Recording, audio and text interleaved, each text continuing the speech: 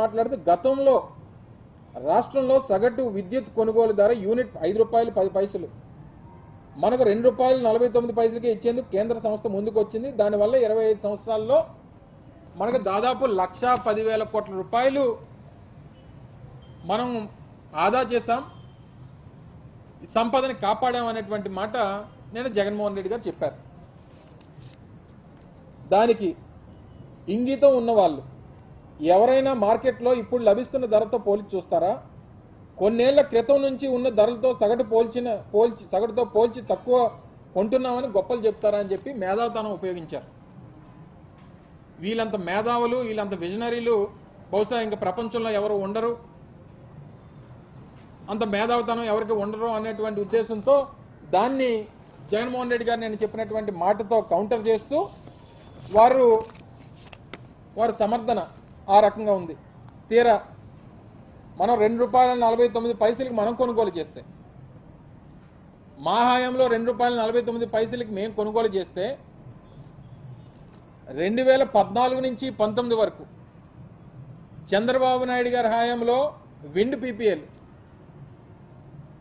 Wind mills ద్వారా generate అయినటువంటి power ఏదైతే ఉంటుందో విండ్ పీపీఎల్కి వారు 133 పీపీఎల్ ఎంటర్ అయ్యి 3,500 మెగావాట్లకి ₹4.70, ₹4.83, ₹4.84, యావరేజ్గా ₹4.82-83 యావరేజ్గా 5 సంవత్సరాలు వారు కొన్నారు.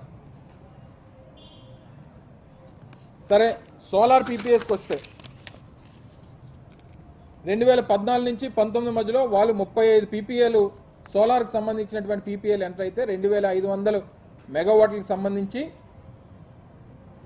2014లో ₹6.49, ₹2.49 ఎక్కడ, ₹6.49 ఎక్కడ, ₹5.96, ₹6.80, ₹5.99, ₹4.61, ₹4.50, యావరేజ్గా రమారమి ₹5 అనుకోండి. ₹2.49కి మేము కొంటే ₹5కి మీరు కొని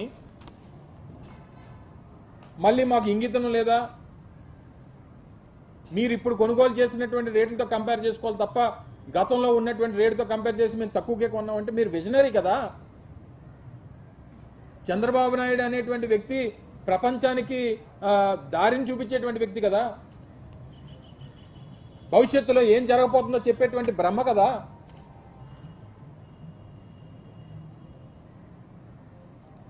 ఇవన్నీ చెప్పినప్పుడు మరి రేపు నేను 2014 నుంచి 19 మధ్యలో కొంటున్నటువంటి పీపీఎల్ హాయంలో భవిష్యత్తులో ఇంకా తక్కువకు వస్తాయి, తక్కువ కొందామని చెప్పి ఊహించాల్సింది కదా చంద్రబాబు నాయుడు గారు. ఎందుకు ఊహించకుండా ₹5 కొన్నారు ఆయన? మరి ఇంత విజనరీ అయి ఉండి మీరు కొన్నటువంటి ఈ పీపీఎల్ ద్వారా, మీరు చేసుకున్నటువంటి ఈ పీపీఎల్ ద్వారా రాష్ట్ర ప్రభుత్వం మీద రానుటువంటి 25 సంవత్సరాల్లో పడేటువంటి భారం దాదాపు 85,000 కోట్ల రూపాయలు.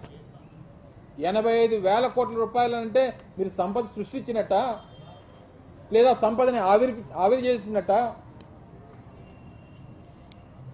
పోనీ మేము కొన్ని తర్వాత 2021 డిసెంబర్ 1న మేము పవర్ సప్లై అగ్రిమెంట్ మేము చేసుకున్నాం. పోనీ తర్వాత 3 సంవత్సరాల్లో రేట్లు ఏమైనా తగ్గాయని చూద్దాం. పోనీ 2024లో ఈరోజు ఇప్పుడున్నటువంటి రేట్లు మీరు చూస్తే